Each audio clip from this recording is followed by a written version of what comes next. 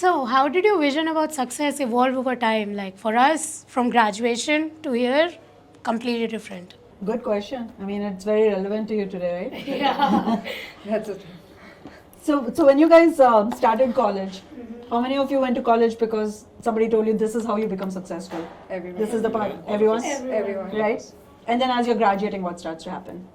We realize that we are not taught the skills which are going to be used in industry, and we are all in the same boat, having the same skills and trying to achieve the same thing. Yeah. It feels like a rat race. What do you think you have to do to get ahead in the rat race? Let me ask you that. I feel put in more effort and really not look at the race and just like do your marathon instead of the race is how I see it. So your vision of success has also evolved because you ran the marathon to get into college. Yeah. And now you're saying, now I don't want to run the marathon. I want to define my success. Yeah, kind of. Right? It's the same for me. I mean, I started off just like you guys, right? Went to college. My dad said, become an engineer, your life set ho jayegi. Everybody says that. Yeah. And you find out when you graduate that this is nothing. This is like base level. Yeah. Now I need more skills. Now I need more certifications. Well, what I will tell you is what you said, right? You really have to stay authentic to yourself and what your vision of success is.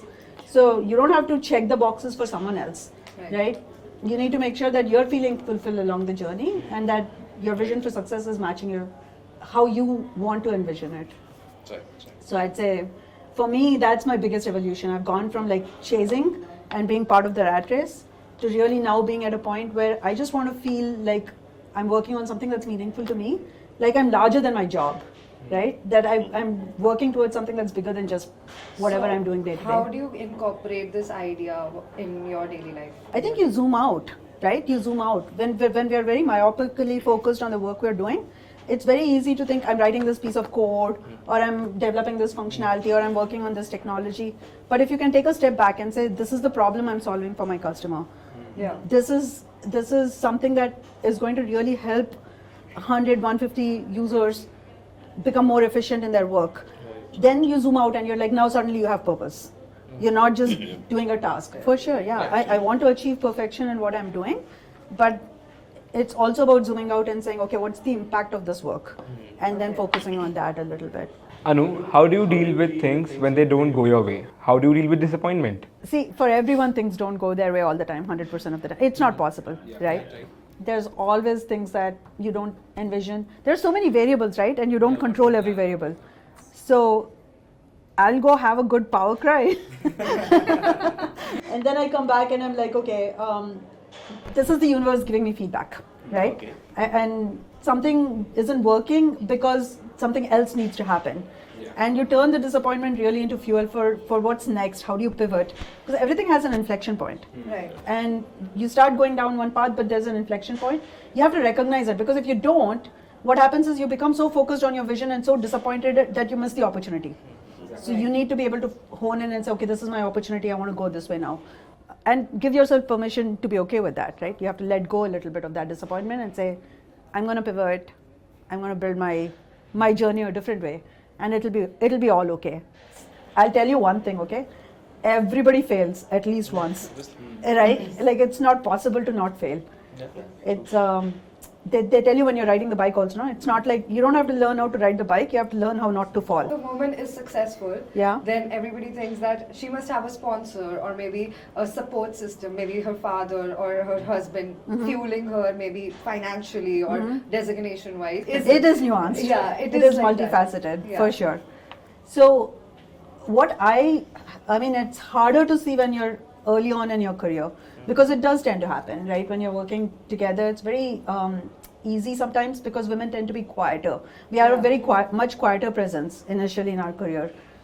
Even people who are normally vocal, right? Like we tend, in the workplace, we tend to be a little bit quieter. Right. And what I've seen is credit comes to you when it's not just a presence, there's also a pattern, right? You need to demonstrate a pattern of success. It's not like I did one thing once and now suddenly I want credit for it. It's when you keep showing up and you keep behaving a certain way and you keep having those kinds of wins, then eventually everybody gets it. They're like, oh yeah, this is what Anu can do versus this is what Bipin does, right? There's a pattern to it. And it happens to Bipin too, by the way, right? Because we work as a team. Sometimes he doesn't get credit because it's like, oh, you guys work together as a team. So you've done everything together. But we both have, I think for the people that have worked with us for a while now, they can pretty much figure out, okay, this must be Bipin's idea, this must be Anu's idea. 100%. So when you have that pattern of behavior, don't worry about the credit, guys. The credit will follow. The important thing is strive for that visibility, strive to have the right attitude, and consistently show up. Don't, as you say, right? keep showing up. Keep showing up. Like Stick on to it. stick on to it. Yeah. If you get this, if you're like, oh, I didn't get credit this time, so next time I won't do what I'm supposed to do, that won't work. You have to keep doing that pattern. So Anu, what's your success mantra? My success mantra.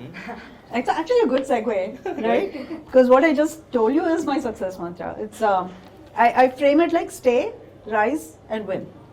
So the most important thing is you have to stay in the race. Okay. You can't drop out of the race and sit on the sidelines and expect to win it. You know. Very right. So you have to be in the race. Very much. Then the next stage of that is to be able to rise.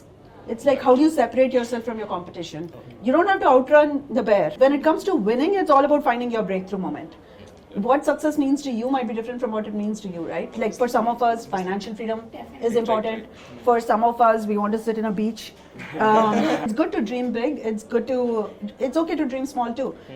You define what it means for you. Right. And then winning is all about getting to the point you want to get to. Right. Success belongs to you. Yeah, success belongs to you. And it evolves. To your point earlier, it evolves. It's like what you think today may not be.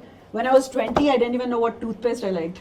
Obviously. I just used whatever my parents Obviously. bought, right? It's over time you start figuring out what works for you.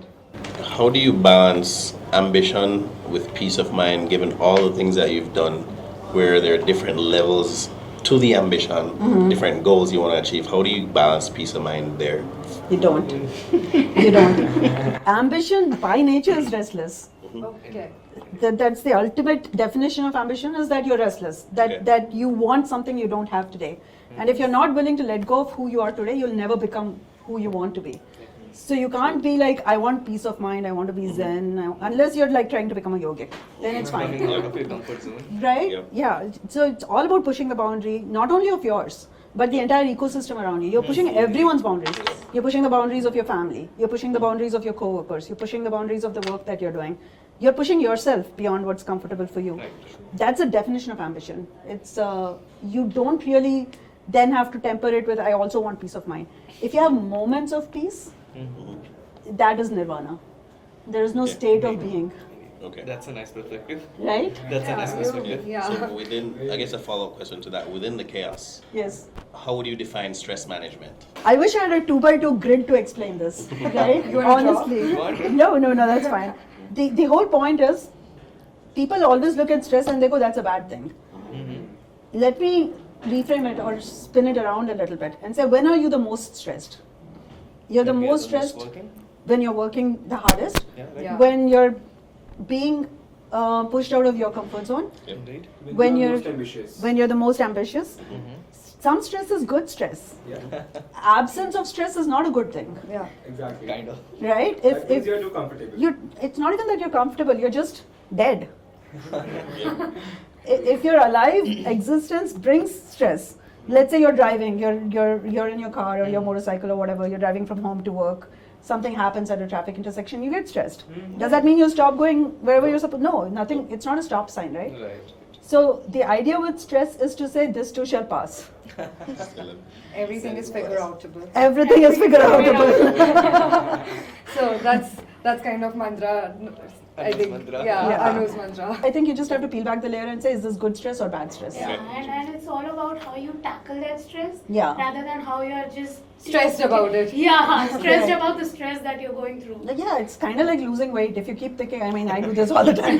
Like, I want to lose 10 pounds. And then just thinking that does nothing. Yeah. I got to go run on that treadmill. Right. I got to eat right. I got to do all the right things, right? Yep. Then I lose the weight. So I think stress, if it is bad stress though, right? Like every once in a while you will run into a situation that's causing stress because of factors that you don't control.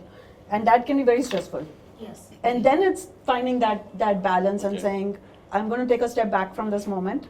I'm going to reflect on it. I'm going to figure out how it's going to be figure outable.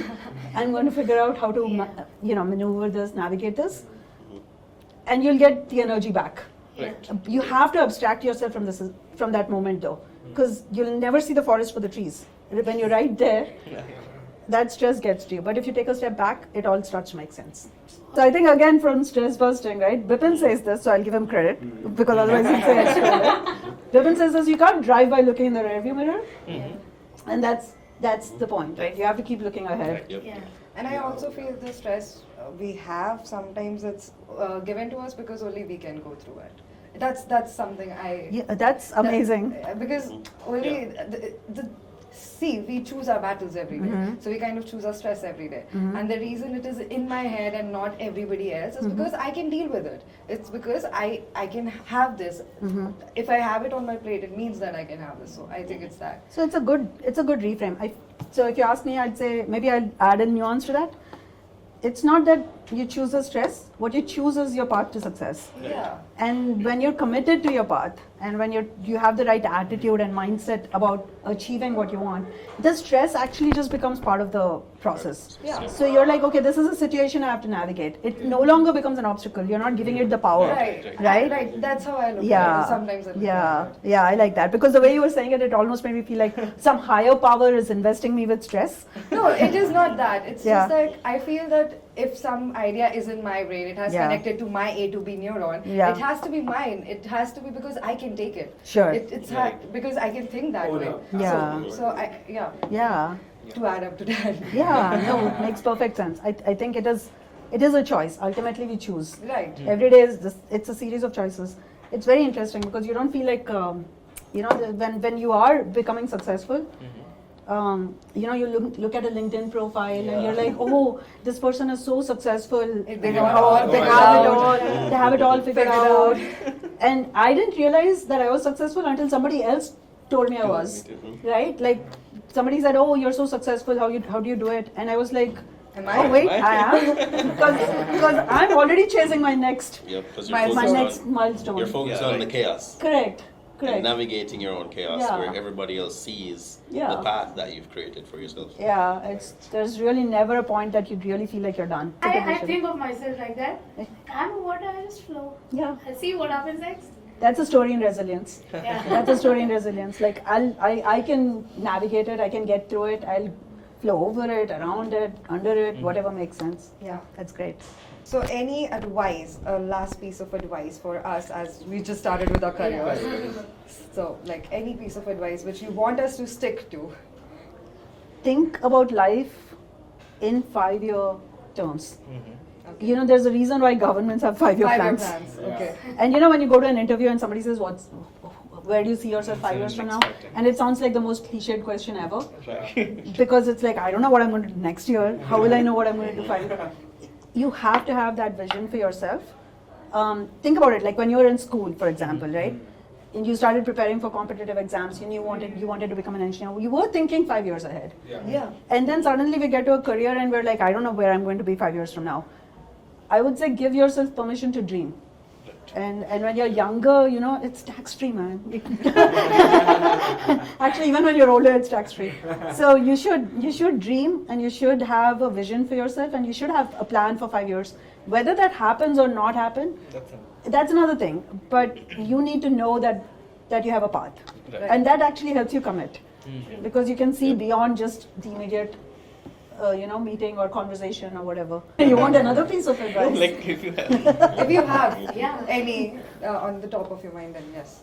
Have fun at it. If you truly commit to what you want to do, then you will enjoy what you do. You start developing a passion for it, and that's very powerful. Don't just dream big. Dream big.